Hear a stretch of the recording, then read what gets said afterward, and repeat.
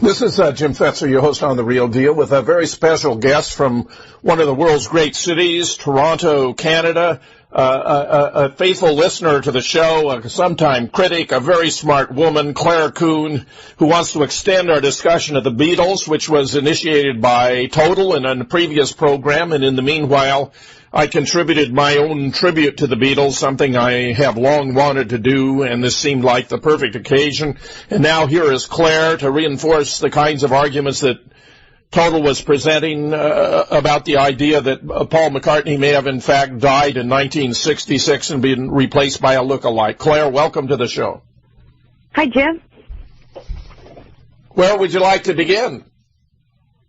Well, I'd like to begin with a little bit of a preamble and a bit of an apology for raising this issue while we have so many things that are current, that are really bad going on. The NDAA, which some of the Canadian listeners, if they're tuning in, might not know about, the Ron Paul fiasco. I'm not a supporter at all of his economics. It's disastrous, but his stance is stunning, and it seems as though they have fudged the Iowa pre stuff, and we get none of this here, and I'm just, but I do feel that this issue about Paul and the Beatles is actually very political. It's just a lot of people don't realize it is. So in that way, I don't feel so embarrassed by interpolating this issue into this time. Well, don't feel that way, Clare. That's my decision as the host of the show. And, if I thought I do so much on all these other issues that now and then I have, want to take the opportunity to explore something else, something different. And certainly this whole idea that Paul might have been replaced by someone else is, to me personally, affecting because of my own feelings about the Right. Beatles and about him, particularly, as I explained during my tribute. So, don't feel bad about that. The Ron Paul thing is very interesting. I certainly believed he was going to prevail in Iowa. I find it very difficult to imagine how Santorum, who's a complete loon, a guy who believes that something's wrong with people who take birth control so they can avoid having unwanted pregnancies and the necessity for abortion. This guy is this much of a moral cretin that he actually has said that something, things are sexually wrong if they're using contraception, and that takes it all the way back to the natural law theory of the Catholic Church, that the only reason for sexual activity is procreation. This is a very medieval attitude, and the idea that a guy could be touted as a candidate for President of the United States when he wants to actually adopt policies that would increase the number of abortions and make family planning more difficult and really lead to a higher number of criminals on the street because the children who are the products of unwanted pregnancies are not dealt with the same degree of affection and concern as children who are wanted when they're brought into the world. I say to you, this man is a complete moral imbecile, a moral imbecile. And the idea, that the Republican Party should nominate time after time individuals who are emotionally or mentally or physically unfit for office just astounds me. We had to endure 8 years with George W. Bush, who was a completely vacuous human being, an empty shell of a person who wanted to go to war because he wanted to outdo his father, and he thought by taking out Iraq was the way to do it, who participated in the fabricated events of 9/11 that led to the death of 3,000 Americans outright, and now who knows how many more will eventually be the total from these wars in violation of international law, the UN Charter and the U.S. Constitution in Iraq and Afghanistan, and it goes on and on and on, and now we have John McCain was completely unequipped to be president of the United States. That guy suffers from all kinds of crippling emotional and mental problems, in part because he was a prisoner of war in Vietnam. It's all terrible, terrible. But he shouldn't be put in a position like that because he has a warped psyche. And now you got a guy like Rick Santorum? I mean, this is completely bizarre. And I see machinations going on by very wealthy interests, the corporations and the establishment that wanted to get a convergence into Santorum to eclipse what otherwise would have happened, which is that Ron Paul would have handily taken Iowa, so that we have the bizarre event that Mitt Romney nips him by 7 or 8 votes. One woman reported seeing on CNN while there was a vote counting taking place where the woman said 57, 58, 59, 70, 71, 72, 73 for Romney. Yeah, absolutely. So by that single verbal sleight of hand, she gave Romney more votes than he won by. I mean, the situation is ridiculous. Well, yeah, I just read that they sent all the votes off to a secret place to be counted. I think that we're really in these ways, we're in very dark times, and I wasn't so much apologizing like on your behalf for having the subject. I'm going to approach it with some passion, not overly much out of whack, but I want to approach it with a seriousness and a wide aspect on this case, because I think that though there have been a few interviews which have done some justice to the issue about Paul and the Beatles and the 60s and some of what was building, of course, Hoover. You know, there's this new movie out about Hoover. I'm sure they're not going to cover Martin Luther King and what was proven in court to have been a conspiracy to murder him. And so on. We have to, you and I in this kind of a show has to do the best job it can at kind of. Well, Claire, I certainly don't want you to hold back. I have seen, I admire Leonardo DiCaprio as an actor. Great. I mean, Titanic is one of my all-time favorite films. Catch Me If You Can was completely brilliant. And now he's going to, unfortunately, star in a film based upon this book by Lamar Waldron and Tom Hartman entitled Legacy of Secrecy, previously published as Ultimate Sacrifice, which I reviewed on Amazon.com with the title Ultimate Rubbish, which offers the theory that the mob assassinated JFK and used its knowledge of Jack's plan to invade Cuba to blackmail Bobby into not investigating. The whole thing is completely absurd. Jack didn't have any plan to invade Cuba. It appears as though Lamar Waldron may have misunderstood a contingency plan where the U.S. military has plans for every contingency. This was not something he could possibly have done. Politically, he committed the United States to non-intervention in Cuba. He would have been reneging on an agreement with the Soviet Union had he done such a thing. Robert McNamara acknowledged he had never heard of such a thing. How could Jack be planning an invasion of Cuba and his Secretary of Defense not have any knowledge of it? This is incredibly bad stuff. So I have published an article about it entitled Forrest Gump on the Grassy Knoll, which you can find at Veterans Today in the latest version. I published an earlier about a year before where I talked both about this and also about a miniseries, 10-part miniseries that Tom Hanks has apparently agreed to do based upon the book by Vincent Bugliosi, who is the brilliant prosecutor who put Charles Manson away and cracked the case in the best-selling book Helter Skelter.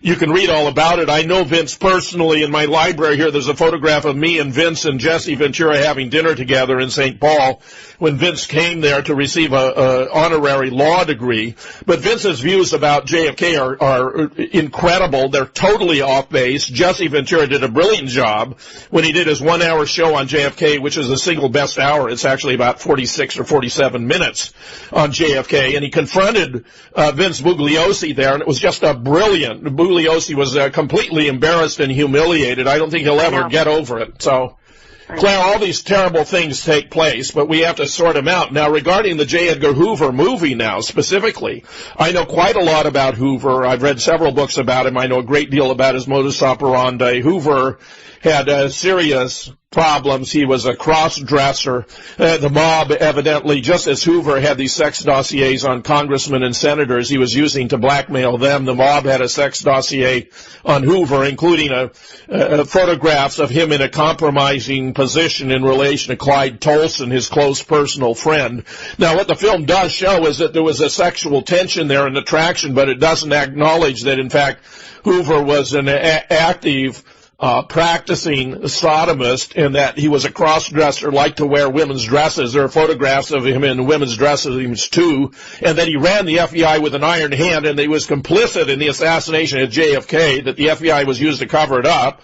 But I'm quite convinced that, just as a Texas oilman put up funding for the assassination, just as a Secret Service, there are 15 indications of Secret Service complicity in setting him up for the hit, just as the CIA, anti-Castro Cubans, military, local law enforcement, Dallas Police Department, Sheriff's Department took Jack out. Then the military was used to cover it up by taking him to Bethesda Naval Hospital, where the body was altered, X-rays were faked, and all this other stuff. J. Edgar used the FBI to cover it up. They didn't even interrogate the 10 witnesses closest to the limousine. They had witnesses with lots of information. They didn't question them. If they did ask them the wrong question, they changed their testimony. It was completely disgusting.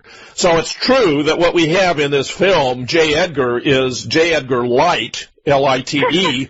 It is at least going in the right direction, and you're completely correct. It does have some aspects about Martin Luther King, where Hoover, King had quite a few affairs, and Hoover would tape record these and send the tape recording to Martin Luther's wife, and he was threatened with death. He knew he wasn't going to live long. He said, "I may not get there with you." He knew what was coming. Well, this was like a tidying up. J. Edgar had a lot to do with Martin Luther King's death. I have no doubt about it.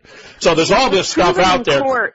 Yeah, it was recently proven in court to the family. I think they got $1 settlement. It was a civil court case. So, but it was basically that this fellow who was running, I forget the details of the situation. Yeah, it was a restaurant there in Memphis, and he was a right-winger. They proved his involvement. This already brings it out. But the best book on the case that I've ever found was Lane's book on it, and it's actually it was originally called something about Zorro, but it was changed. The name was changed. It's a stunning book because he actually uncovered witnesses that were in the rooming house, one of whom was sent to a mental hospital. She wasn't mental. She was just a poor black woman. And she said her husband had gone down he was used as the main, supposedly the main witness to have seen the shooter, but actually he didn't bring his glasses, she said, and he couldn't see more than something like, 9 feet or something. And the guy walked by her, and he was this big white guy with a big rifle, walked by, or big gun, and walked by. She saw it because she had the door open. They were living in this rooming house, and he had to go outside to the bathroom, the husband. So in other words, her husband couldn't have seen anything, and Mark Lane goes and interviews her, and there's a whole thing about all that, and anybody who wants to be interested should go read that book. It's out of print, but you can get it. My point about Hoover and the movie is this, that we do have some movies coming out now which are beginning to tackle the 60s. They're tackling them tackling it in a kind of as you say, a light version, but they are emotionally engaging. I do think they've made DiCaprio look quite, from the photos, they're very striking, and it's quite moving. My point is, though, that the stuff that was beginning to come out in the 60s, the big mass control efforts on the part of, if you want to call them satellite aspects of government, they're legitimate governmental forms, having a police force like the FBI or having the CIA, these sorts of things make sense, but the corruption within it and as you've talked about, the friendship networks and plots that form through that and how they can be used, and how LBJ Lyndon Baines Johnson could be manipulating things through his friends and all these things, nobody really knew. I mean, there were people like Mark Lane or, maybe my mother who read certain books, by these people who began to suspect. But it was not, and Liston said that, a guy was on the steps of one of the universities where he's at, and he already was questioning the thing about Kennedy, but this guy was saying, we're killing people abroad, we've got corruption everywhere. And he's thinking, this guy's really nutty. Of course, now he knows that he doesn't know how the guy knew, but the fellow he thought was the nut on the corner was actually correct. So when you look at it through history of what people could have known in any given era, a lot of things can come out later about that era that they didn't know about. So at that era, they may say, no, wasn't so bad. And then later they find out, oh, so-and-so was doing this, so-and-so was doing that. And so my point about the Beatles is that I don't think that, I have to qualify this, I think they knew a lot of stuff. I think they knew a lot of what was going on. I'm going to try to cover the general era and what was going on in the music industry. But at the same time they didn't. There would be things that they wouldn't necessarily have known that certain friends were into, or backgrounds of certain people they were dealing with, which we now can know. And so it becomes a bit of my apology, I should say apology in almost the Greek sense, my explanation of why I think this is a very political case, more than it's just about did Paul die and did they cover it up, which is a sort of a small but big conspiracy. Criminal, yes, but not so, in a way, not so, I mean, it's sad, but it's not necessarily political in a huge way. But the implications around them are something I'm going to try to cover, and what we know and what we don't know and what hasn't been nailed down yet. Well, I'm just going to try to, sorry? Well, I was just going to add, Claire, something I like about you is just the breadth and depth of your knowledge. You are interested in so many different subjects, and I'm very delighted to have you here to address all the issues you're sketching now. Thank you. Yeah, I feel a grave responsibility, no pun intended, that slipped out, actually, to bring this issue some seriousness to people who have not heard about it, and to maybe take some of the weirdness out of it for people who have a sideline approach to it. That does not mean that there is nothing weird. Kind of like the Kennedy case or the 9/11 case, there are weird things that if you just hear about them, such as the body snatching, moving, switching people's brains and all that stuff that you and Livingston and Horn and everybody and Lifton have done, Mantic have done work on, and the films change and this and that. Actually, if you understand it, a little was done here, a little was pre-planned, a little was messed up. People had attitudes. They knew sort of what they'd have to do. Then they did something else to try to cover up the bad work they'd done, covering that up. And it becomes, to figure it out and stay with it, it looks like you're an overly dedicated buff nut. But in fact, as you and Jack White have pointed out, that as the time went on, you had to respond to each new disinfo. Each new problem. And there's a certain amount of that in this case. And so I'm going to try to, I'm going to borrow a page literally out of the new, biography and case history of the Lord Darnley murder, which was suspected to have been by Mary Queen of Scots, even though she was, in fact, the biggest, loser in that. And the author, it came out about a year or two ago, it's kind of famous. The author says, I'm not going to apologize for the fact that I'm going to get to the murder in the last section. The murder itself is not the main point here. I am going to sketch for you the circumstances, the persons, get to know them, get to know the sources, get to know what was going on, and then make my case about Lord Darnley's murder, because if I put it first, people are not going to understand really why I can say this with such surety, and they're not going to have a feel for the era. So even though these things happened, only 40 years ago or so, 45 years ago, just around the time Kennedy was killed, and Robert Kennedy, of course, was killed then, and Martin Luther King was right in that period, it's still stuff about which many people do not know. They think because they lived through something that they know it. And that's a problem, because a lot of times they don't know or aren't willing to know what has been dug up since their I think 9/11 is the perfect illustration, Claire. Yeah, it's great. Well, any of these really will do, but yes, 9/11 is a new one, But I mean, many people who think they lived through it, they think they saw what they took to be a plane, so a plane hit the building. They have no idea the sophistication of the forms of deception that were used on 9/11. I mean, 9/11 is the whole thing is an elaborate hoax. It's a house of cards. Once you begin, taking it apart, the whole thing collapses. It's unbelievable. I agree, and yet there's so much sloppiness that, as you may know and you probably run into, there are people who say, if it's so elaborate, you're telling me about this massive sloppiness, it must just not be sloppy because you said it was so elaborate, so you're wrong about the sloppiness. So they discount the sloppy. Well, this is because they aren't smart enough to figure these things out, Claire. They don't have a critical thinking ability. They don't understand logic or evidence. I know. So that if they would only pay attention, if they would actually study the case, they might know something instead of having these opinions they treat with such reverence, which have no foundation at all except in what the government has told them to induce them to believe it unthinkingly. And well, there's another side that I've run into lately, and one of the things that I run into are people who, sorry, that was a bad sentence, but anyway, people who say, I used to be this major conspiracy theorist, but now I just, it's just so ridiculous, so big, it's so this, I'm gonna just start with the bullets. Right, there's a fellow online that I've been talking to. Are you talking about JFK now? You're talking about JFK? Yeah, in this case it was Kennedy's murder. And I said, you can't just start with the bullets like you're an investigator there, because not only will you not know certain things and not hear of them, what you think of as an honest, straightforward approach, which is all, in fact will mislead you. And you have to know a lot of other things now. You can't just start there, and it sounds like Yeah. Well, it's because you have to sort out the authentic from the fabricated evidence. And in that case, there is so much phony evidence, it's unbelievable.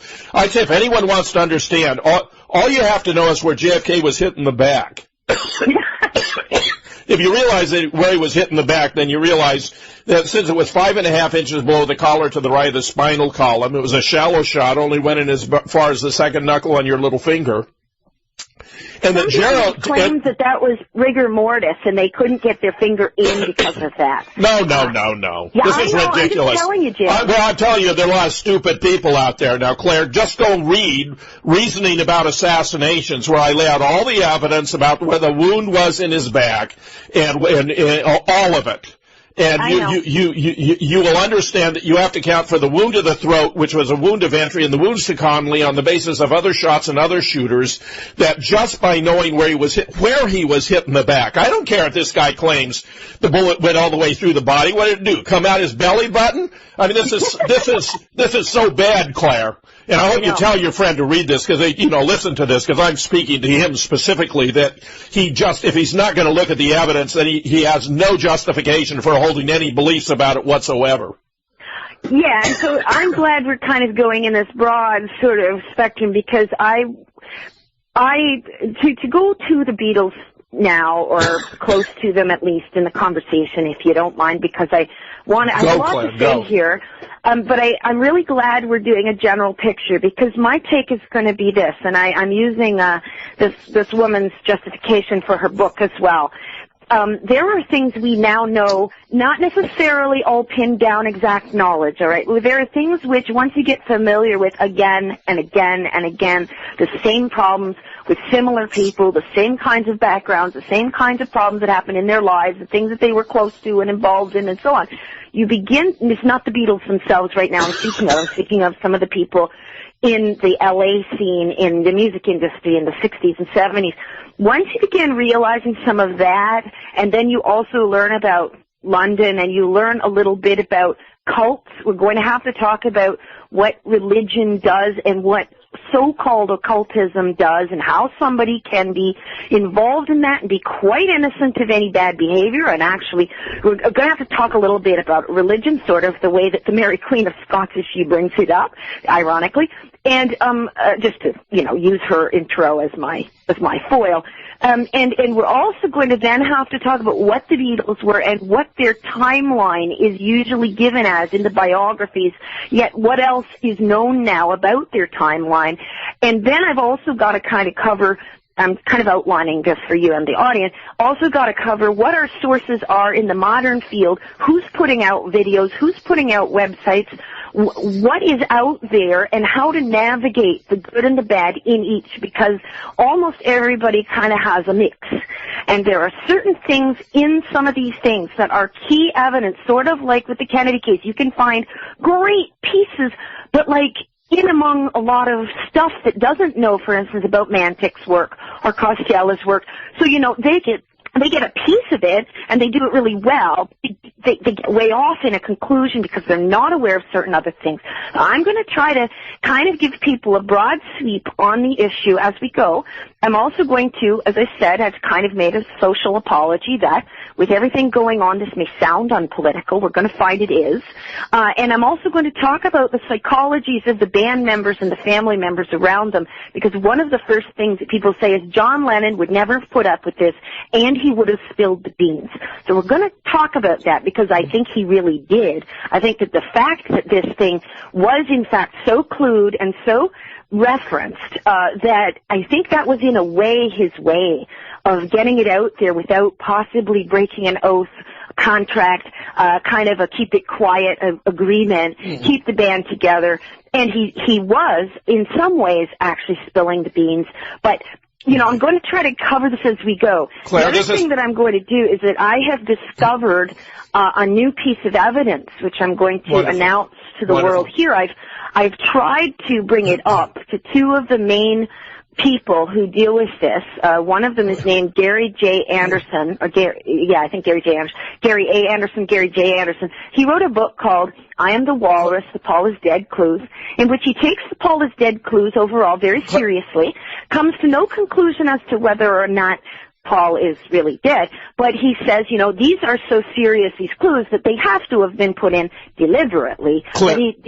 Yeah. Claire, we have to take our first break. Now, I love what you're laying out, okay? So we'll pick it up right here. This is Jim Fetzer, your host on The Real Deal, with my very special guest today, Clare Kuehn from Toronto, Canada. We're talking about whether or not this is merely a hoax or a myth that Paul McCartney actually died in 1966. It's more complicated than one might suppose, and I'm very glad Claire is here to continue the study of this case, which was introduced by Total Info on an earlier program. We'll be right back. Jim Fetzer, your host on The Real Deal, continuing my conversation with Clare Kuehn, and I really love the way you were setting it up, Claire, so please do pick it up from there. I thought the sweep, the coverage, and the scope of what you're going to discuss is perfect. Thanks. Some of these things would be better actually handled in a detailed book. Because, as we know also from the Kennedy case, there are little arguments, counter-arguments, sub-points, details about statements and where they're made. So I cannot go into all that. I'm going to try to refer to some of it, but it's hard.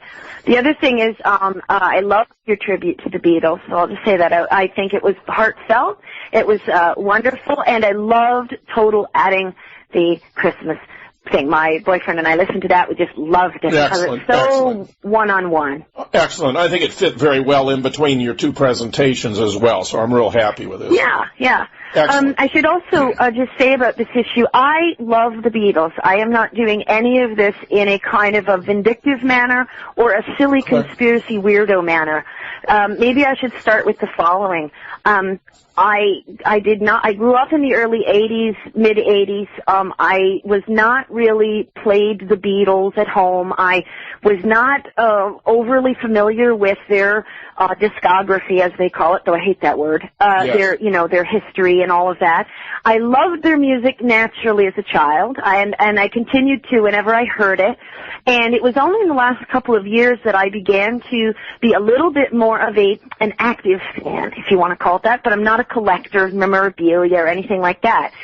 When I was learning about the Kennedy case and the 9/11 case and doing heavy research in that, which people can go back in your shows for about the period that I was learning about it, was been the last couple of years, I decided that I would look at any case that was out there, whether it was really stupid or not, to my impression. And this one I thought was silly. All right. I had already done quite a bit of work on the Franklin cover-up of Oklahoma.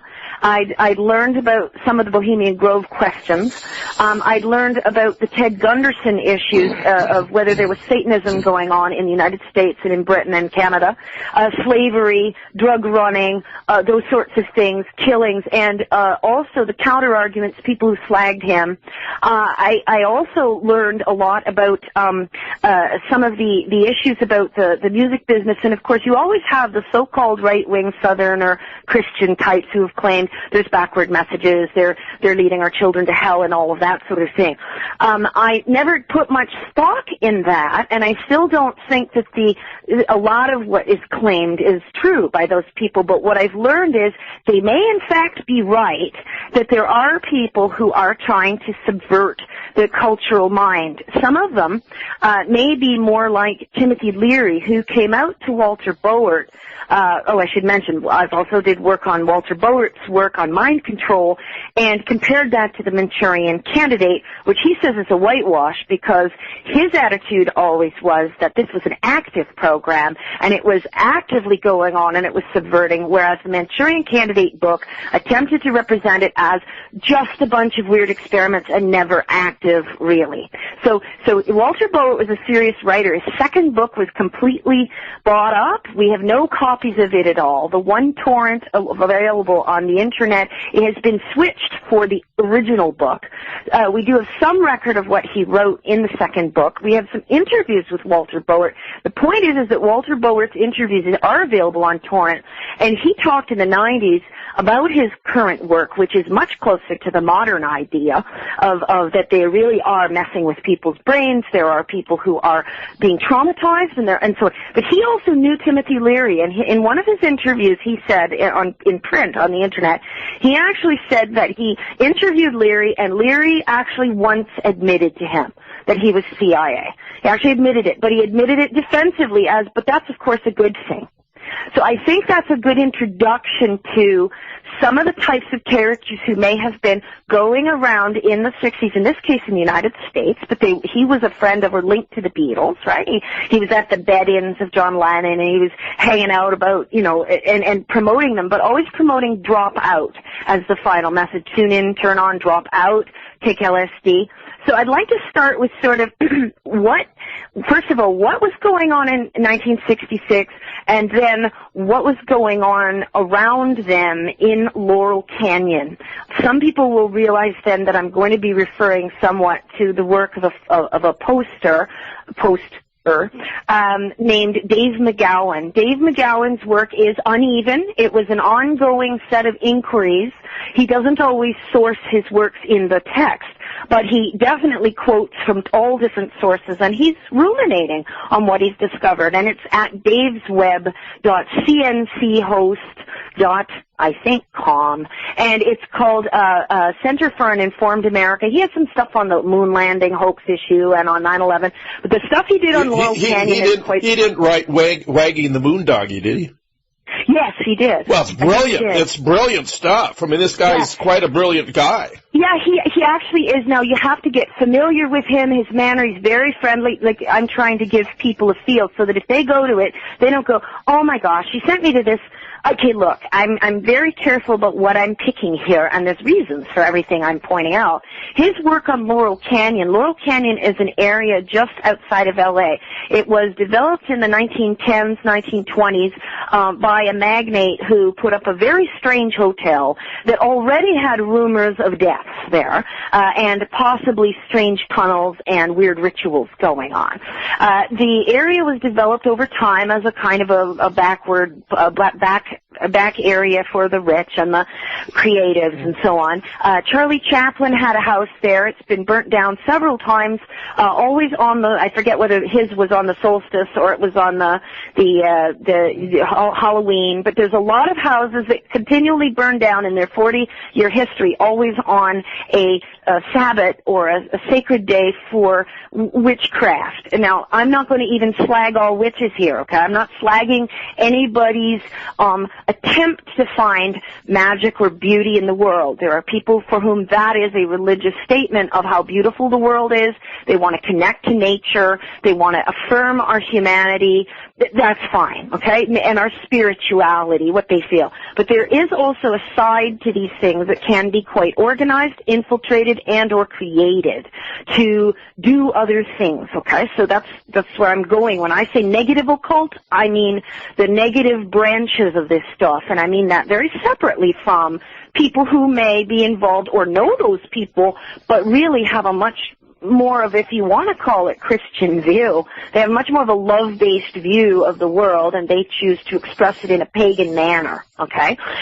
So Laurel Canyon has bizarre homes. A lot of them are connected by strange tunnels. Every now and again you get a report of a Laurel Canyon person who's moved into a home saying, gosh, I just discovered a tunnel and it's blocked up. I don't think I'm going to open that. So you get these kinds of little reports. And Dave McGowan talks about the people who've lived there, the multiple murders, the backgrounds, how many of them, especially in the music business of the 60s, had parents who were killed early, who were in Cuba Cuba right when the Bay of Pigs disaster was going on, who had family who died in mysterious circumstances constantly, who were military people and or psychologists or linked to military psychology. And we know that the mind control stuff and the pharmacology of mind control was being developed around this period. That does not mean all of them are to blame for everything. But once you get the whole military brat phenomenon in the worst way, you could get people reacting to it. Mm-hmm. So let's say, for instance, Jim Morrison may have reacted to his father, who was, in fact, the Gulf of Tonkin admiral. He was the man on the bridge when the Gulf of Tonkin lies supposedly occurred. Okay, so this is a very strange connection. Then Jim Morrison shows up a few months later with a whole songbook, claims he never wanted to write a song, wasn't interested in music before, becomes an amazing singer, is totally taken by all the hedonism and everything, and yet he is the kid of this man. Were they framing him? Was he in reaction to the admiral? Was he actually in a way in mind control, or was he just spying? Was he conscious of what he was doing? We don't know, and I'd like to say it's better to say we do not know, as Dave McGowan says. He doesn't know, but this is very strange. But something's going on with a lot of these people, and he's not alone. I'm just using him as a very overt example. Sorry? People who are creative artistically in Hollywood and all that have a lot of wealth, they have a lot of freedom, they can do what they want, they often indulge in drugs and a whole lot of other things that most of us are not really in the position to pursue. So there are lots of reasons why that's the case, Claire. That's right, but it also could attract people who really are not countercultural or really naturally into that field, who in fact are placed there or who are maneuvered, yes, who are given a hideaway, given a special place, and then they become a cultural icon, and then they become also targets of another branch, say Hoover. It seems as though the FBI was tagging Morrison and Hendricks, and there's a whole thing about. So I'm going to refer people to two very good pages on Morrison and Hendricks. Though the author himself, it's not Dave McGowan, though he does a good thing on them. The author himself does think too much that everything is FBI, and he also gets into a kind of a confused anti-Israel stance, where it's not simply against the nation state, but he begins to link these things in some of the ways that are not so wise. But his website is JFK Montreal, and he has two pages in his online book, which you can also buy, hard copy. It's called The FBI's War on Rock Stars. Chapter 12 and Chapter 13 are about Hendricks and Morrison, respectively. They are available online. You can actually see them with no pay. You don't have to pay. Other than the emphasis on the FBI only, and the certain chapters where he goes a bit too much into the idea of a Jewish conspiracy only, those two chapters are excellent about what is now known about the deaths and what is known also about different biographers and what they tell you and what they don't, what you learn in another biographer and why this one smoothed over that issue, and there's all kinds of stuff about this. Dave McGowan's pages, however, take an even wider view. Now, back to the Beatles. The Beatles hung out with a lot of these people, all right? And they hung out with particularly a lot of people in the Laurel Canyon crowd. Blue Jay Way is on the edge of Laurel Canyon. Blue Jay Way is a street that's very near that. And, of course, Harrison's song Blue Jay Way is about friends getting lost, not coming home. And the images in the Magical Mystery Tour from that segment, so basically the music video portion, are all cars passing in the fog, and at the end, a car comes up behind Harrison, and it looks like it hits him. And also that song has several actual references forward and backward, quite clearly, actually, to Paul is very bloody, is forward, and it's the background harmonies are sung. It's actually very clear. All you have to do is listen. You can hear them. So instead of da-da-da-da, da-da, they actually sing Paul is very bloody. That one is very clear. Backwards, it's Paul is bloody, and it's also very clear, but that's a backward thing. So I wasn't going to go into the backwards. We're talking the forward. So Blue Jay Way was, in fact, on the edge of Laurel Canyon, and we don't know if Paul died. Did he die in London? Did he die in L.A.? Where did he die? There's a certain amount of security about that. honestly. I mean, we have to be honest about that. But so Laurel Canyon is an issue. Anybody who wants to understand something, or at least know some of the issues around cultic activities, and one of our listeners has written to me the possibility that Paul may have been murdered, which is very stunning. Yes, I'm getting to that. Excellent. I'm getting to that. Go. Yeah, don't worry. I'll get to that. It's a possibility. We don't know. There are some indications, and certainly the creepiness around the whole thing, to me, indicate he might have been, but I don't think we can pin it down yet. I think, though, that is true, but you have to be very familiar with the entire, if you will, panoply to say, yeah, I know that, because there's nothing specifically that for sure shows it, but I'll get to that. So Dave McGowan's, he's got 18 pages. There's one more coming out on that davemcgowan.cnchost.com. If you Google it, you actually often don't get his website coming up.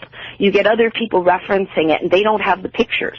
I think Google is doing a certain amount of shuffling his website. But if you know where to go, there's a lot going on out there in cyberspace, Claire. Not good. Not so I'm good. just letting people know. They should actually type in the strange but mostly true story of Laurel Canyon, or Inside the LC. And he talks about a whole bunch of things. One of the things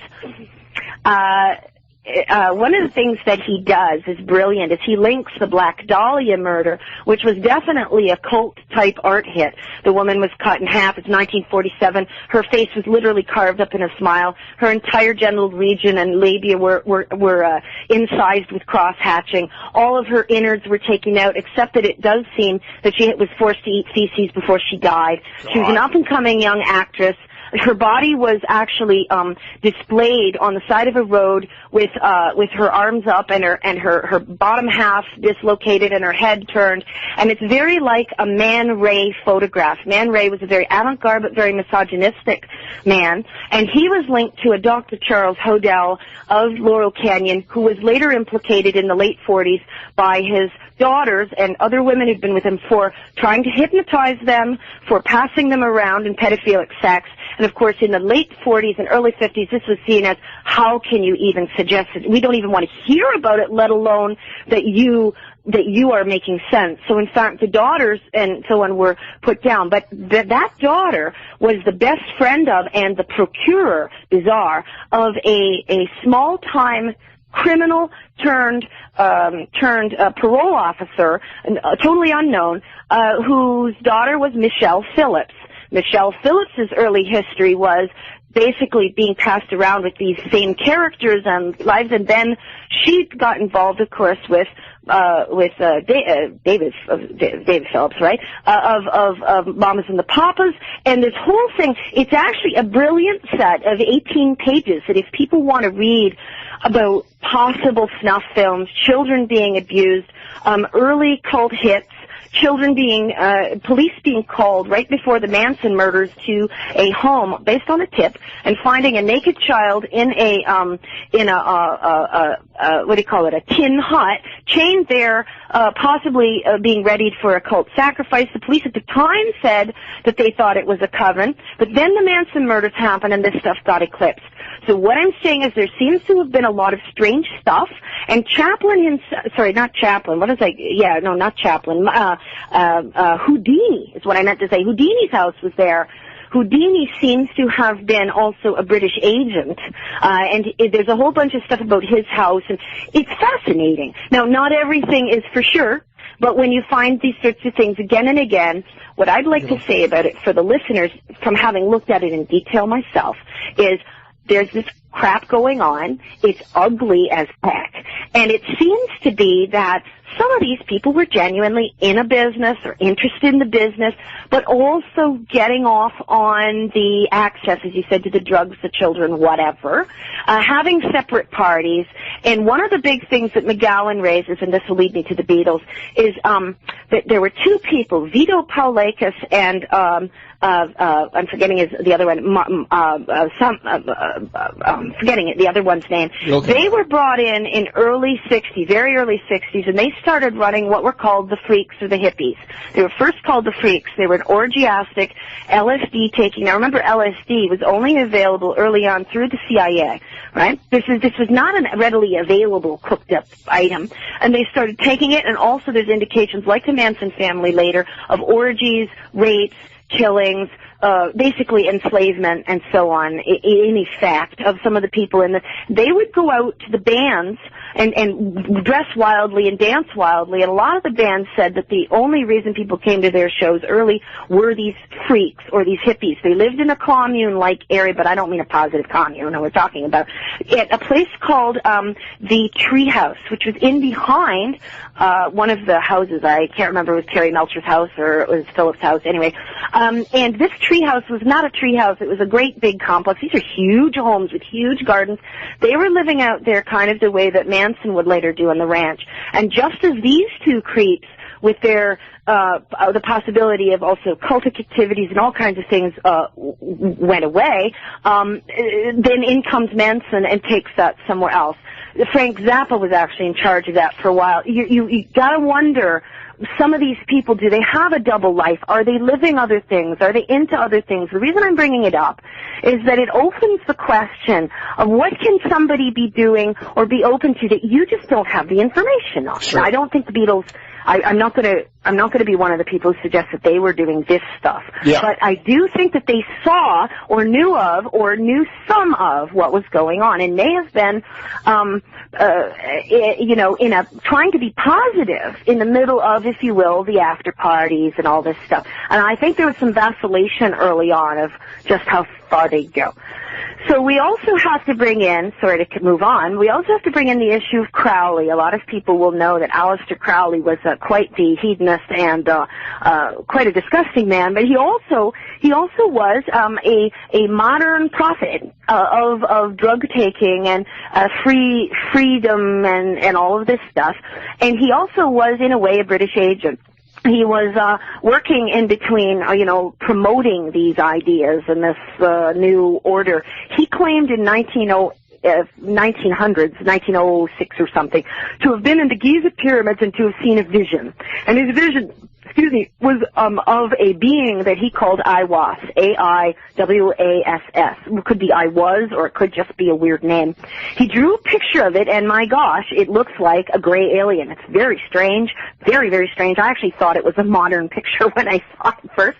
But he claimed that this being claimed that it was Mars. It was the god Mars, or it was the god of war, and he was going to help bring in destruction and grossness, and that this was the balance for all of the good in the world, and that he was going to help bring in a reign of terror, basically. And these people who followed Crowley or who were linked to it would be, if you will, the human form of it. And Crowley began proselytizing some of this stuff to some members of the British Parliament, to some people in Laurel Canyon. He was very big with Jack Parsons of the JPL Laboratories. There's a lot of weird stuff. L. Ron Hubbard, his son, has claimed that Hubbard was involved in this stuff.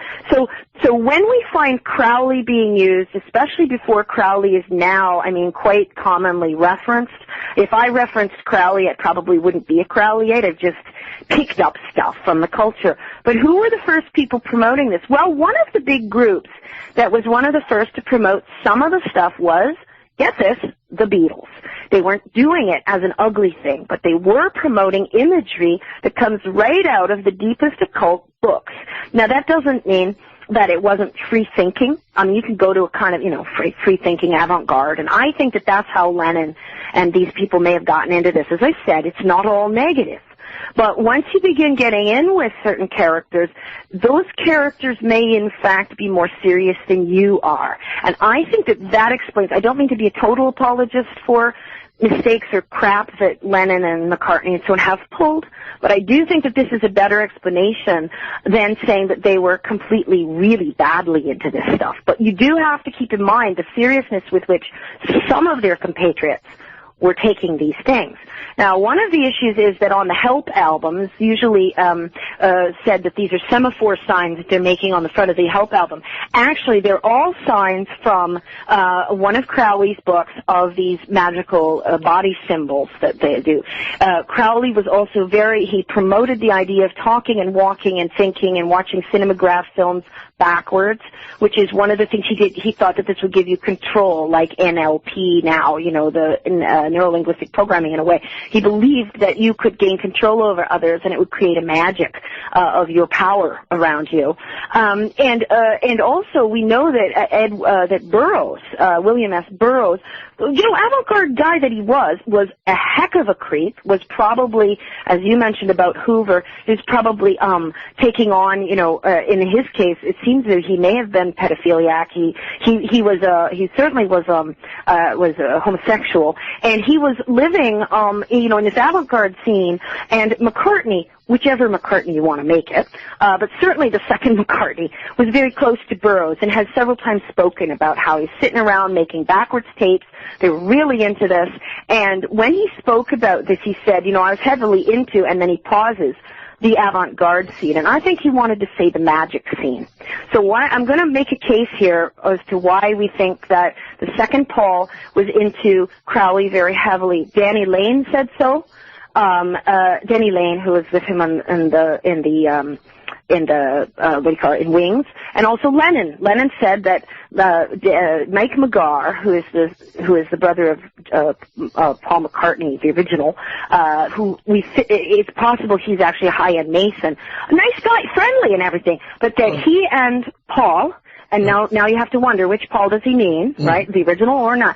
Are very into Crowley. And the movies that the Beatles made and everything are constantly referencing Crowleyite stuff. So I'm going to go through some of it. Okay. They make hand signals, for instance, the double horn signal that is now used as a kind of an I'm cool signal, especially in hard rock bands. Yeah. It was popularized by the 70s.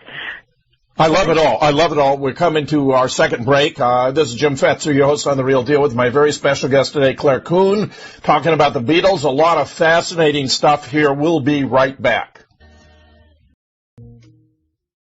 We can now say, with moral certainty and considerable scientific authority, that the death of JFK was committed by a meticulously executed conspiracy which was obscured by an extensive cover-up. Murder in Dealey Plaza, edited by James Fetzer, goes to the heart of the JFK assassination. You'll read new and up-to-date information regarding the Secret Service, the Lincoln limousine, the medical evidence, the cover-up, altering the film, framing the patsy, and the silent historians. Also, 16 smoking guns, each one crushing the government's lone assassin scenario. A world-class chronology of November 22nd, 1963. Chapters by David W. Mantic, Gary Aguilar, Vincent Palomara, Douglas Weldon, Jack White, Ira David Wood III, James H. Fetzer, Doug Horn, and a classic essay by Bertrand Russell. The complete story in the pages of one single book, edited by James H. Fetzer. Read it now. Read it again. You'll use it as a reference. Murder in Dealey Plaza. Available at Amazon.com and major bookstores around the world. It's murder. Jim Fetzer, your host, returning with my special guest today, Clare Kuehn. Clare, go for it. Okay, well, I'm going to have to really rush. I've been reminded by you about the time. This took about a year and a half of serious reading of just about everything, so I'm trying to compress a heck of a lot. But one of the reasons I am is that I don't think anyone has done that kind of breadth of discussion of it, and there's pieces of these things that you need to know in order to get a feel for it, as the Mary Queen of Scots author pointed out.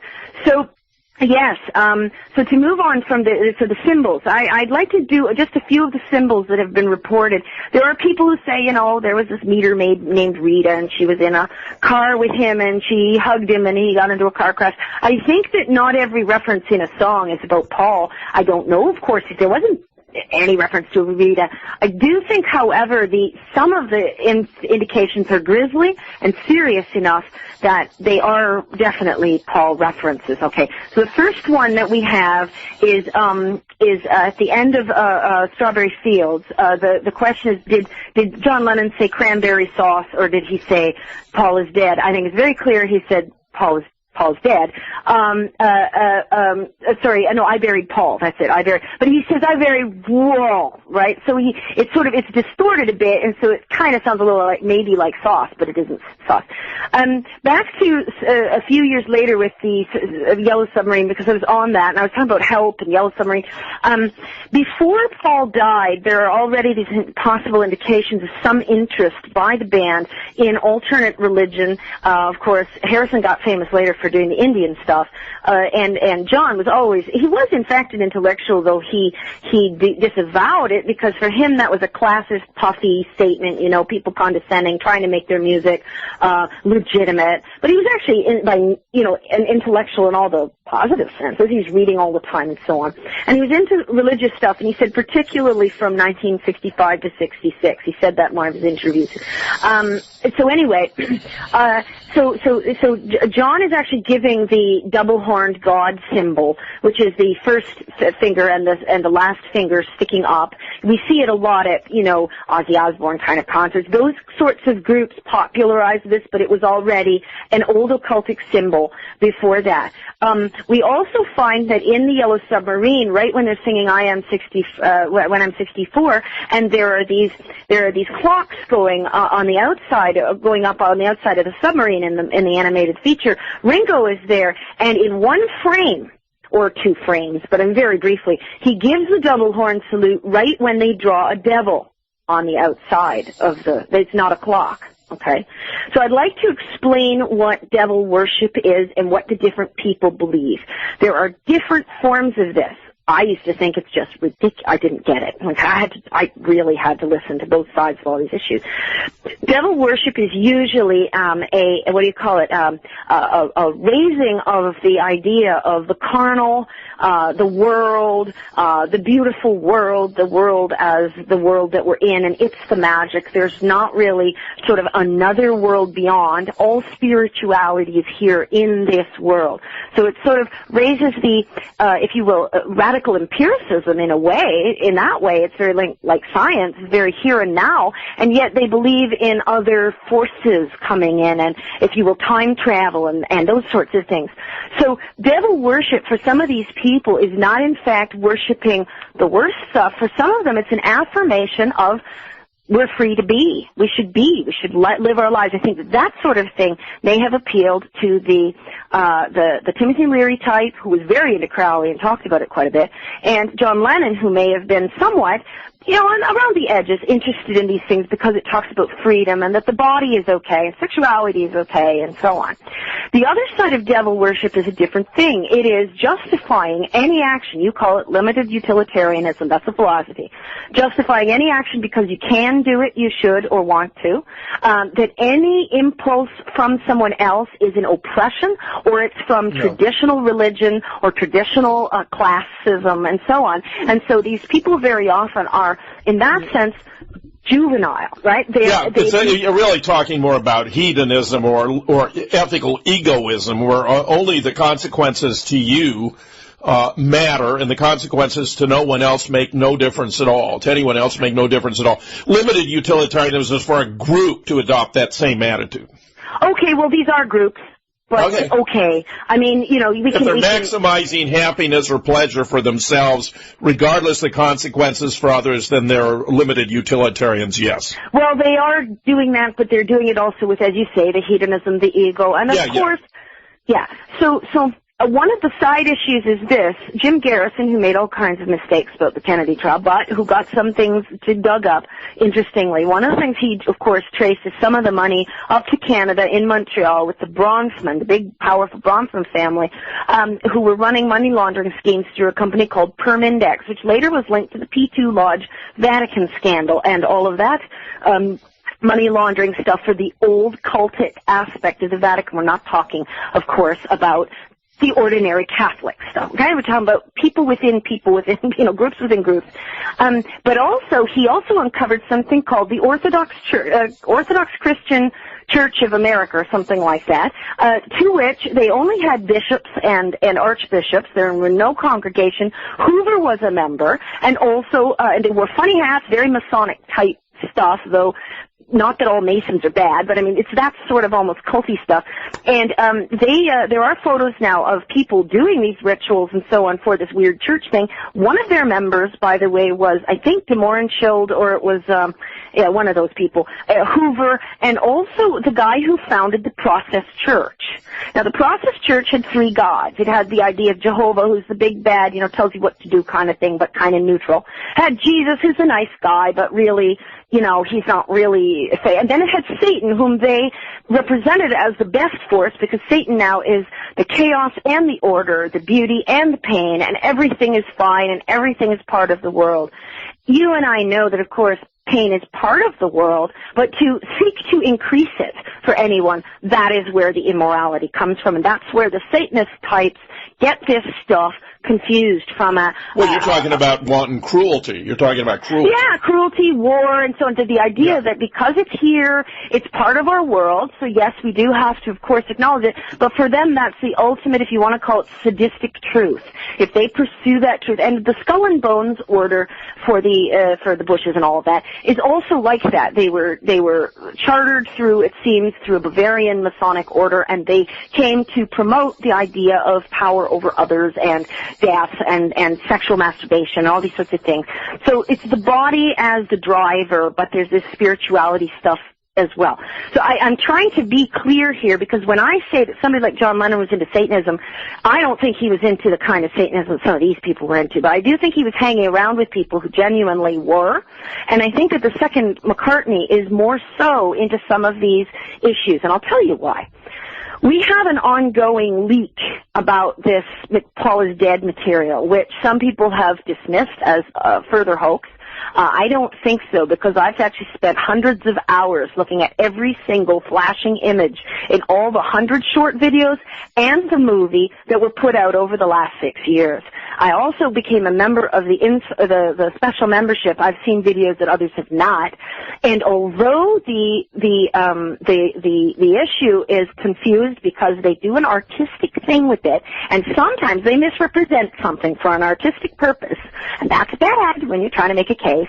Overall, they have all kinds of things in there, such as letters from Manson to Melcher, Melcher to Manson. They have signing McCartney and McManson. They have flashing receipts and checks from the Beatles or to the Beatles from various people. And one of the things that they also flash are certain things to do with these satanic issues and so on. And I think that there's something going on here. I do think that it's possible that Paul was murdered. One of the issues is this. We have a band whose public image was maintained very carefully through those years, 1965, 67, 66, and so on. And they started wearing mustaches for the Sgt. Pepper's album. One of the songs actually backwards says, "It was a fake mustache, it was a fake mustache." It's very clear. These are not unclear messages. There are unclear messages, and I'm not going into that because that's iffy. But there are some very clear messages, and they also had the cutout and layout of Sgt. Pepper, military stripes, and the fake mustache. And George Martin has said about the album Love that there's a clue on Love, which if anyone finds it, they'll get a reward, which is a very interesting thing to say, first of all. But also, the people doing the leak here, or doing this set of videos, they suggest that the clue is that there's a mirror image. You take Love and you put a mirror to it. It actually says code, because of the way the letters are done. And it also shows the same basically mustache shape with the weird upper lip thing that was on the Sgt. Pepper's album. It's created out of a shadow effect, and that this is sort of the fake mustache issue. This group or single person or whatever they are, they call themselves, based on the idea that McCartney is a phony, they call themselves I Am a Phony, Phoney. So the I Am a Phony group has been lambasted and used by various Paul is dead researchers at various points. Total has written some things on it as well. I think it's a serious leak. One of the things that they had in there is that in 1967, during the Sgt. Pepper's stuff, there was rumored, according to the Beatles book, which came out in Britain only, they said that 2 LPs had been stolen. They're called the Twin Pepper albums. It may be that they had something on them or more of a leak about Paul's new life or something. I don't know. But they were stolen from supposedly Paul's house. And that, of course, could be that it's genuine, like somebody stole it and Paul didn't know, or they could be, as you know, they call it an auto goal in soccer, where you go against yourself and it makes it look like you're not the culprit. And then they weren't found. And they flash an image of a letter which is signed by a person calling themselves Beleth, B-E-L-E-T-H, saying, "Dear Mr. Epstein, if you want your Sgt. Pepper's albums back, you know where to find us," kind of thing.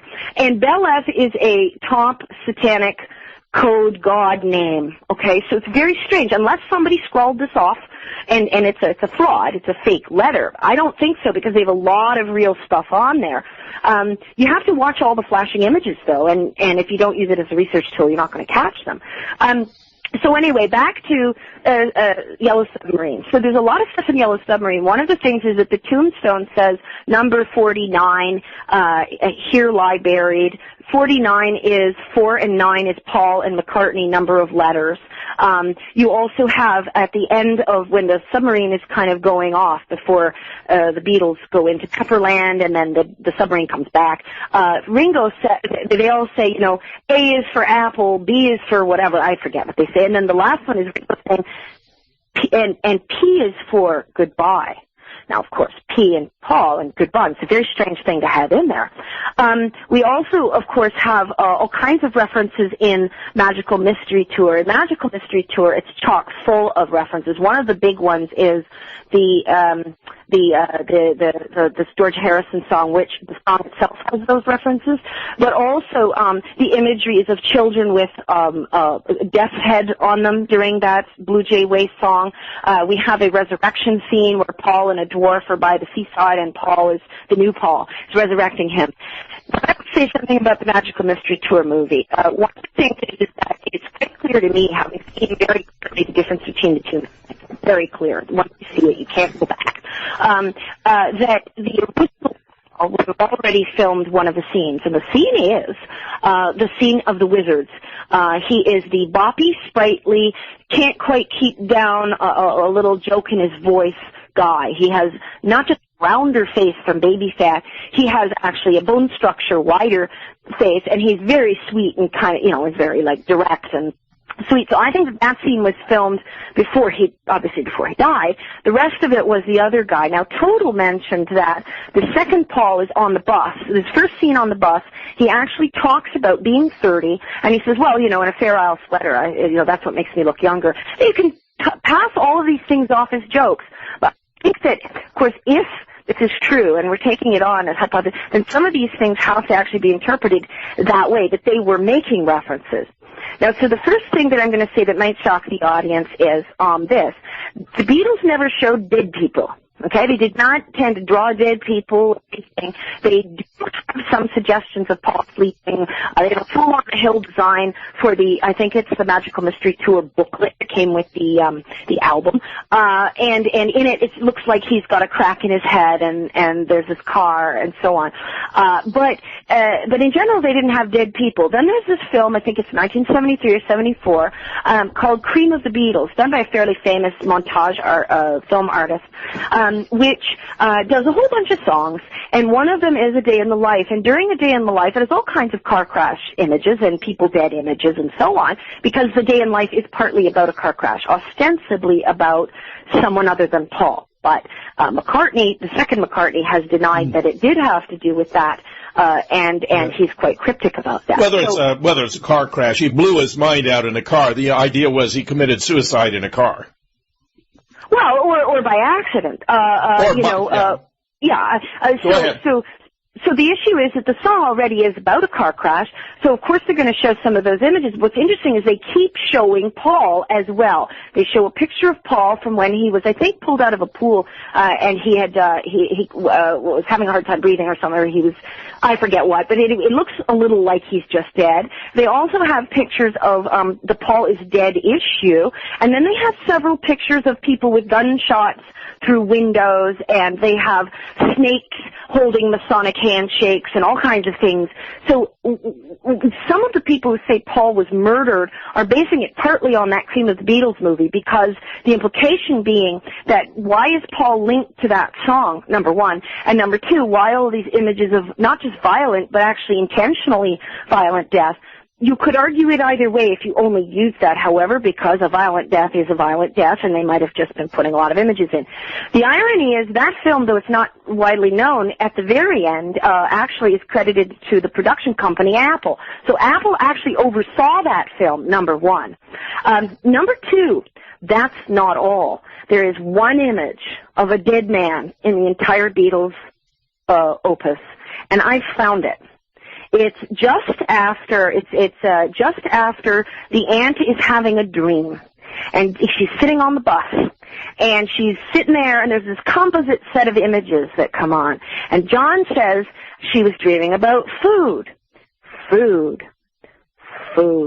and he does it like that. So it's got the three pattern and, of course, the implication of a different image.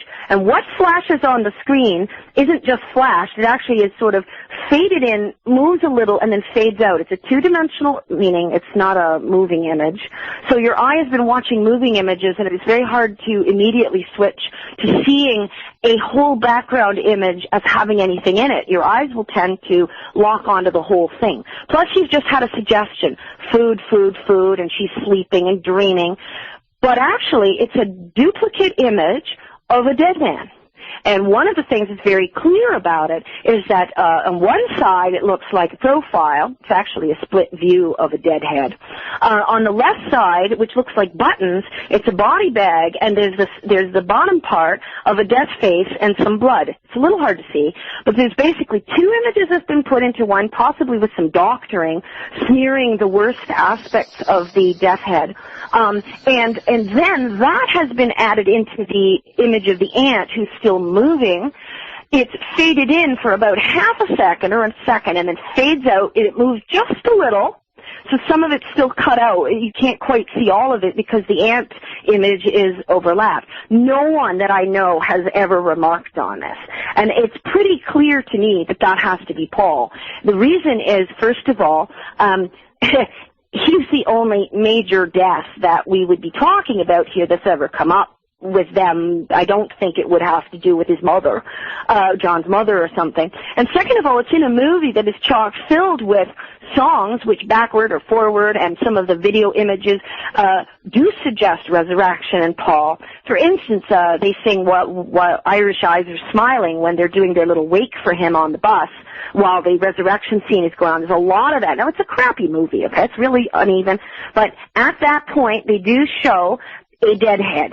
And it is there. There's no way to go around it. I think it's been doctored before it was put on. I think that they were trying to make it look a little less grisly, a little less obvious, and at the same time to, in a way, acknowledge or get it out there. If anyone says, oh, they would never have done that, that's too awful, it's too grisly, first of all, number one, John particularly was in art school, and I've been to art school, and I know that there's always a link between death, sex, food, and that sort of thing, because it's life, death. There's also a Crowleyite or occultic aspect to this, the two sides of life.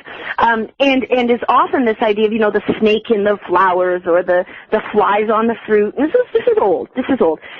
Also, the scene right after it has a character who in the movie is introduced as Mr. Blood Vessel, but in the booklet he's called Mr. Buster Blood Vessel, which sounds like Bust a Blood Vessel. He's got a red target thing on his head.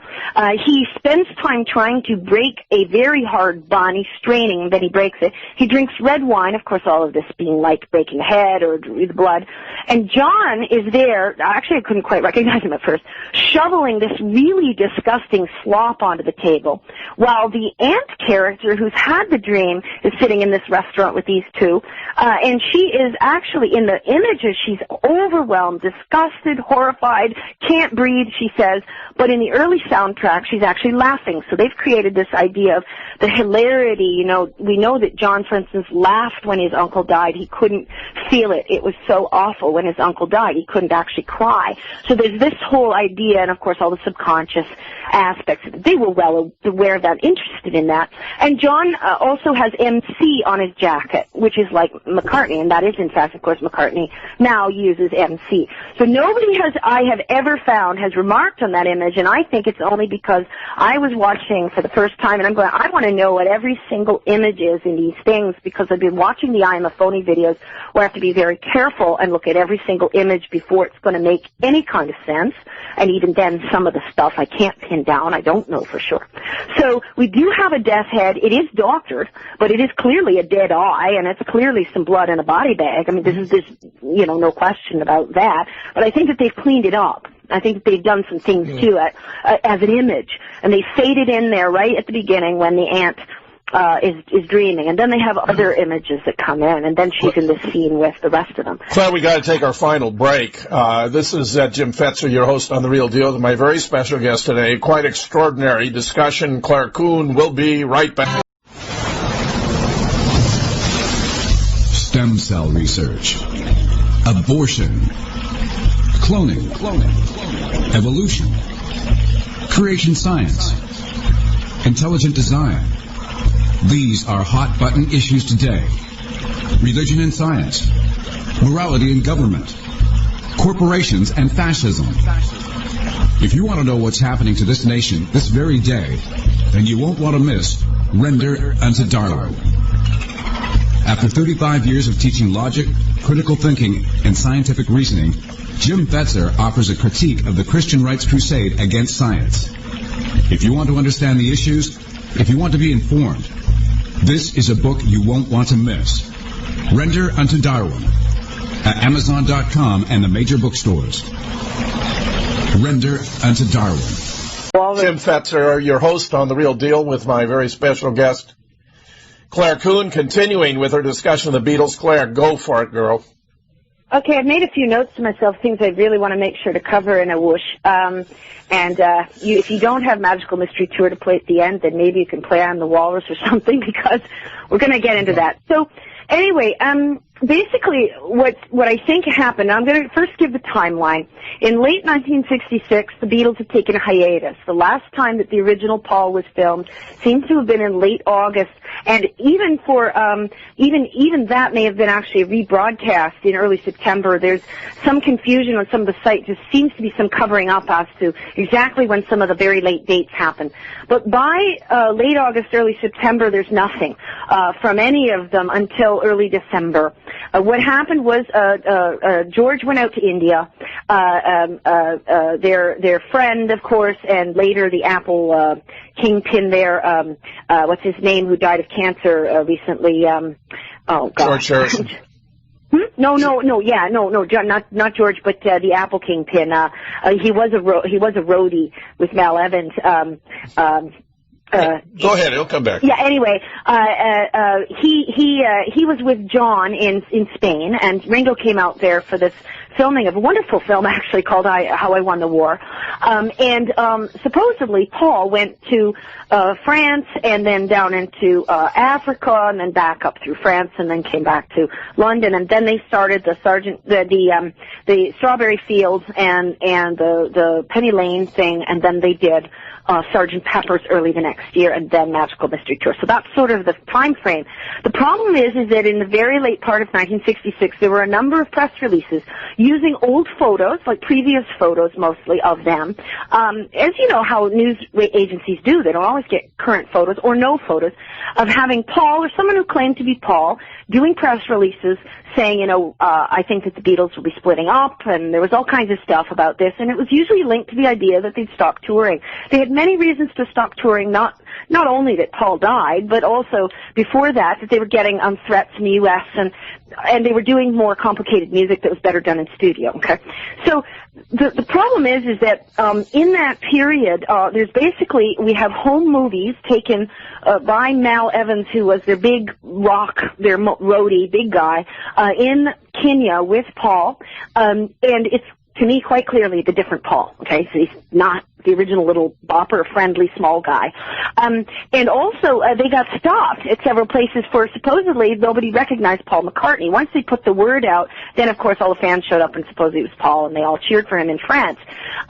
They get back, and then they start this stuff. Now, half a year later, they do the Sgt. Pepper's album. And of course, a lot of people have remarked that the drum skin, if you put a mirror across it, it says 1, and numeral 1, then it says ONE 1, and then it has an IX, and then it has a little doohickey, and then it says he, doohickey, die, which, by the way, they've changed on the modern CD releases so that the letters are different. If you put a mirror to it now, it says he buy with a B. So they're still doing kind of changes and, if you will, cover-ups on their own releases, but also in the open album, in the inside cover, there's an image which a lot of people debated for a long time, because Paul there seems to have an OPD, possibly an OPP patch on his shoulder.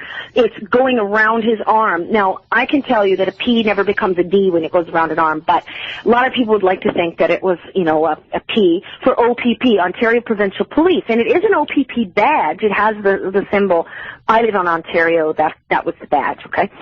The funny thing, though, is that there was another image, and I don't know where it was from, whether it was from a UK pressing or a press release, which actually had a frontal version of that patch, and it definitely says OPD on that. So the debate can end now as to whether it did or didn't say OPD, and OPD would stand ostensibly for officially pronounced dead. So even if it's a hoax, definitely there was an image that had a D on it. The video, if you want to see it, it's actually grabbed from an older film. This is I Am a Phony putting this out, though, is in what they call the Rotten Apple, because they're playing on the idea, of course, that Apple company was, in fact, Apple Corps, C-O-R-P-S, rather than Core, C-O-R-P, which it normally would be, and they call it the Rotten Apple. And the OPD thing, the actual original image, whatever it was, is shown from another film at 9 seconds to 12 seconds in Rotten Apple 47 space 2. Okay, so if you want to see that, you can see that. Now, it was an OPP patch, but it has definitely been altered. Not simply visually altered going around the edge, which everyone was debating, but it actually was, there was a frontal version of it. So that's interesting. So anyway, so back to this issue. I Am a Phony is promising to do a big release at the end of this year that's going to tell all, and this other stuff was sort of the artistic build-up, getting the smart people on board and so on. But I should say that what's very interesting about that is that a lot of people have been debating whether it's serious, and I can say just from my feel of it, I think it is. We also have, in the Sgt. Pepper's situation... I mean, this is going to be their revelation that the present Paul is not the original Paul. Well, they've already been revealing it, but they're going to reveal, like, a heck of a lot more. It's sort of they're like going to give all their proof, everything they take to be the evidence. Yeah, exactly.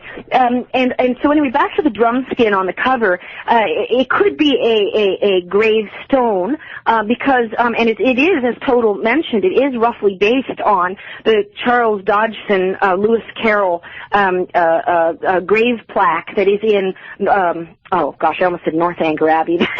that's Jane Austen. Huh? No, it's in Westminster Abbey. But it also has this mirrored thing of 1-1 IX he died. Now, British dates are different than U.S. dates. So in a lot of these sites, they talk about Paul having died on November 9th. But in British date, it would be September 11th. If that sounds familiar, it should. It's very probable that he had already died by September 11th. Okay, or on September 11th. Now their and is it your opinion, Claire, that he forgetting right now? Why do I forget these people's name when I need Is it your opinion that he died in an automobile accident? Well, we'll get to how he died in just a second, but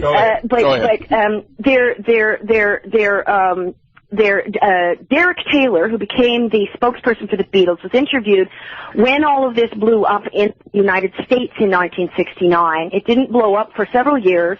There were rumors in London as early, it seems, as February or January 1967. The Beatles book has a reference already to, there are rumors going around London that Beatle Paul McCartney died in a car crash on the M1. So whether they're already putting in disinfo or whether they're trying to quell a rumor with half-truths, and they say in January because the roads were icy, but the question isn't whether he died in January, it's whether he died back further. You know how they did with the Osama bin Laden thing, right? That you and I think that Osama's still alive. No, we think that he died 9 years before. They kind of may have been fudging the date on this to fudge it up. But for several years, this rumor languished in London. So anyway, the issue is the date may be a British date, because that would fit better with the timeline of where they went and what they were doing. Anyway, what was your question? Oh, how he died. Most of the indications are that he died in a car crash. Now, I know that Total said, no, I don't believe that. I think that's disinfo. I think that the constant references to car crash in very, very sad and rather ugly sorts of ways indicates he probably was found in a car.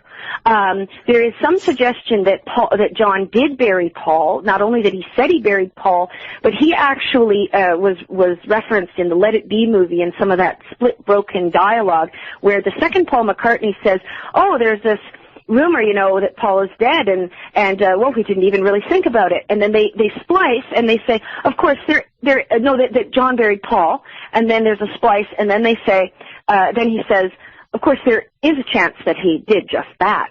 So it's very interesting that they seem to be playing around with their own revelation or truth. They may have taken an oath not to tell, tried to keep the band together, not sure what was going to go on. And by the time that the wheels start churning and the new life begins, you're kind of caught up in your own lie. I think that's roughly how it happened.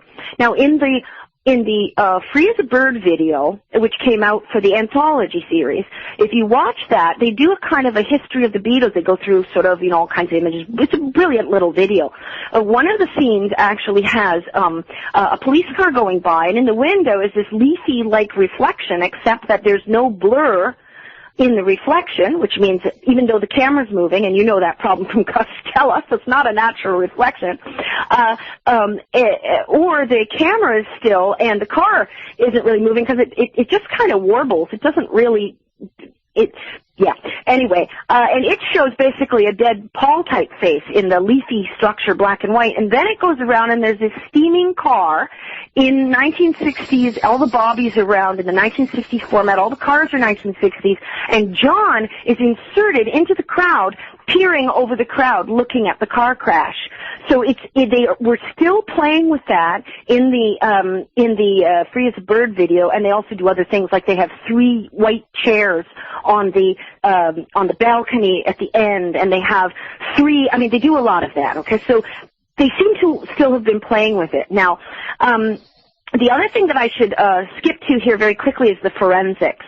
There is a forensic team in Italy, a woman who is a photo forensic analyst who's actually done some top work for the Italian government and other people, who has analyzed the Paul images, and her son, who's a computer graphics specialist who works sometimes with her on forensic cases, where they took 2 definitely 1966-65 photos of Paul. They said they were actually very glad that he happens to be in almost exactly the same head angle, and he's full frame. So that gives basically the same distortion to the face, which is very slight if you're talking about over a whole image. It's only if you have a wide angle lens that you get really distorted things and so on.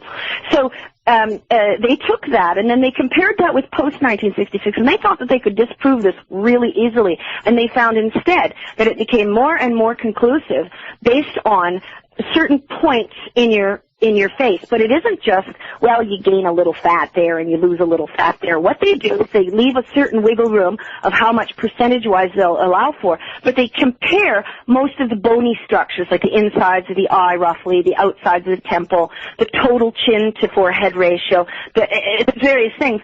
When they talk about a curved jaw, and they say that not only are there definitely two Pauls, but also there are definitely fake photos. And one of them is the Sgt. Pepper's album. You can see that he does not look exactly the same as he does in either Paul. They seem to have done some kind of like widening his eyes and doing that whole thing.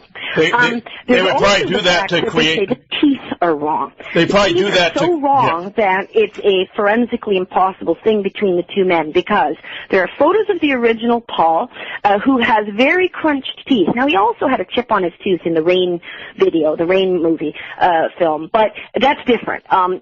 He had very, very compressed teeth, which they say is due to a very small palate and jaw relative to your tooth size. Doesn't mean he was a small guy, but and they're so distorted. They say that you could put prosthetics over them, but they would show, because they're so distorted under that you couldn't cover it. And if you tried to straighten them out, you'd have a long period of recovery, and they actually say it's impossible with that kind of amount of distortion. You'd have to break the palate. And that's a long, bloody surgery. It would take, about a year of recovery, a whole head brace. We know the guy didn't have that, so that possibility is eliminated by the historical record of the guy. And they say, look, the teeth, the face. Now, there is a fellow named Gary Anderson who wrote that I'm a Walrus stuff, and I tried to contact him about the image of Paul in the Magical Mystery Tour. Of course, he probably thought I was a kook and didn't get back to me. But he also has a page up there where he puts a blandishment up of a friend of his who works at the body farm, the people who deal with the dead bodies for forensics. And this guy says, oh, you can't really do photo forensics anyway, because you need a skull, which is, of course, not true. It depends what circumstance you're in. And then he says, because when you do a sculpture from a dead skull, from a skull, you don't know exactly how far out the skin goes. We're in a different position, though, with a live person. With a live person, within a certain ratio, you can tell which areas would have more or less skin based on that person. And they're doing comparisons of many proportions at a time. They're not doing just one and saying, this is it, okay? So he has a non-counter argument that sounds okay because he works at the body farm. It's not. He also doesn't handle the teeth issue, okay? So that's on Gary J. Anderson. You can look it up on his I'm a Walrus site. There's also a woman called Tiffany, I think it's Tiffany Foster, and she has a site called plasticmaca.com, and it's blogspot.com, and she's very good. Some of the pages I would recommend to people, and she's confused about some of the stuff. For one thing, she just adores the original Paul so much that she really puts down the second Paul. Personally, though, I think he may be more of a creep than many people know. I do think that he really tried to be part of this band. I think he wanted to be so much part of it. He may have already been into the cultic activity. We know from some of the indications he was. One of the things that I Am a Phony raises is that paperback writer, the original copy, is signed by a guy named Ian Yakimo. And the first mention of an Ian Yakimo is as a Polish filmmaker who wants to do a sadist movie for the first issue of the magazine done through the Barry Miles Indica bookstore people. Then he also put in an ad for wanting a black magic group, a real black magic group. And the I'm a Phony people claim he also wrote for the Process Church. They don't show the proof yet, but they make the claim. So it may be that this second guy was more into cultic activity. We do know he was later.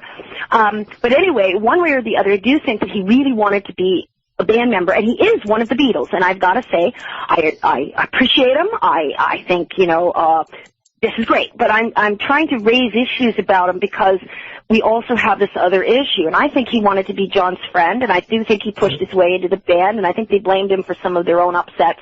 So I think we have to reread some of the upsets in light of these things, but not all of them. So anyway, plasticmaca.blogspot.com has a couple of very good pages I can recommend.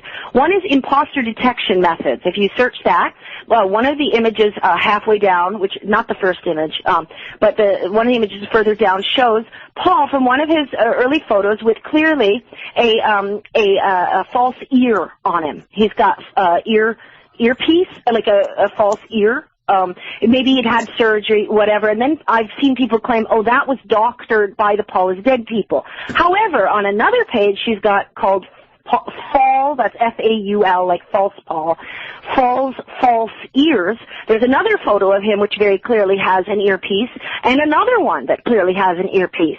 So we know that he did wear earpieces to try to look a little bit like the original Paul.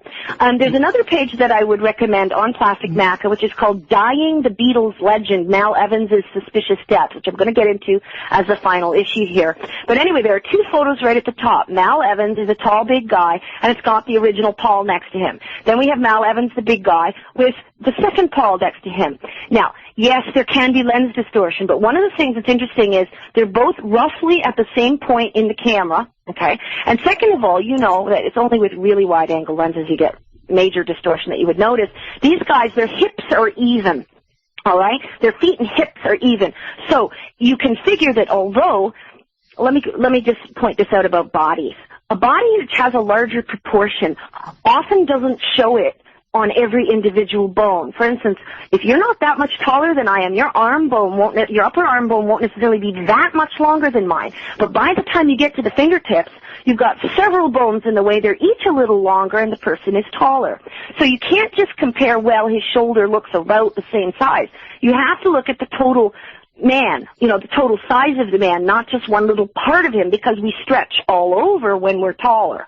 And he is lined up with Mal Evans in both shots. I think it's the best case, because some of the Paul is Deaders have used photos where you can't see the second Paul's feet or whatever, so you can't really judge their size that well. But Total did bring up the issue that some people have superimposed the second Paul and sized the guitar the same as the first Paul, and he is a bigger man all over. He's not just a little taller or a slightly bigger head. He's a bigger man all over, which is a different guy. Now, I'm going to finish with the I am a phony revelation, okay, because I want to bring up the issue here of the forensics. The forensics team, the only translation of it available anywhere on the internet with the original article, it came out in wired.it, which you can't really get the photos anymore from the wired.it site, and they've buried it. You can't link to it. You have to know exactly where it is. But at the time in 2010, Tina Foster, that's her name, Tina Foster, not Tiffany, put up the original article and a machine Google translation, and it's at Forensic Science Proves Paul Was Replaced at Plastic Maca. Paul is dead. And she has the whole thing there, and you can go over it. And if you really work hard to understand how photo forensics are done and how teeth forensics are done, you can understand it even if you're hoi polloi. I got into a big argument with someone on YouTube where they were saying, if you're not a dentist, you don't know the argument. And I said, that's BS. I mean, if you understand the argument, you can endure and figure this out. It's not that hard. Just a couple of quick points, Claire. Yeah, very quick, because I just got to finish up with Mal. Just like with the guitar, Jack White used the newspapers Lee Oswald was holding to establish that the guy who, and ears are just as distinctive as fingerprints, so faking an ear would make sense if you want to conceal your ears don't resemble someone else's. That's right, and or surgical scars. And there are some things here which, if you go into some of the forums, and you mentioned the idea of Paul was pushed out of the helicopter, there are people who think that a woman was doubling for Paul for a while, there's all kinds of stuff, and even Tina Foster thinks some of these things. I think that's unfortunate, because although I support anyone asking any question, some of the questions ultimately are trumpable. But yes, the proportions are off enough with Oswald that it's quite clear that he's wrong either way. I mean, the newspapers are bigger or the man is smaller or whatever. Right. Pardon? Yes. Yeah. So I know exactly, that's in the backyard photographs of life, and there are 5 of them, and they did compositry, and you have a wonderful article on that. But anyway, this issue of Mal, now Total brought up Mal. Mal was the roadie along with, and I'm forgetting his name right now, the same guy I was trying to remember earlier. Mal he was writing a book. He called it Living the Beatles Legend, and it's never been found. They have published some of the excerpts, only excerpts from the diaries, which were published a few years back. Problem is, they were published in an article, and the article is no longer available, and the only references to that article are on Paul is Dead sites, where they have a few little select references. One of the references mentions that that Mal says something about big boys don't cry because, we were, I forget what it was, but it wasn't the same context as what you find in I'm a Phony. At the end of The Winged Beetle, which is the big movie about I'm a Phony, and it's lots of flashing images, but it's not the complete case. You've also go to The Rotten Apple and other things.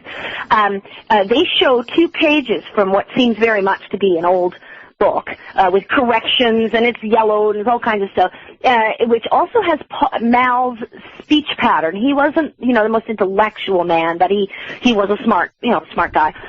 He supposedly was writing there, and one of the lines in it is "Big boys don't cry," but it's not in the same context as the diary release. And what he's talking about is that John came in, and everyone moved by feels, handle it. He had to. You're breaking up here, but go ahead. Sorry. Yeah, go ahead. Which part did you miss? No, just keep going. Okay, so that Mal's complaining about the whole scene, and one of the things that he says is that he had to go fire George Kelly, who was Paul's loyal butler, and we know that George Kelly never saw Paul again after that. This was when Mal and Paul came back from Kenya, and Mal always claimed that he helped write Fixing a Hole and Sgt. Pepper with Paul, and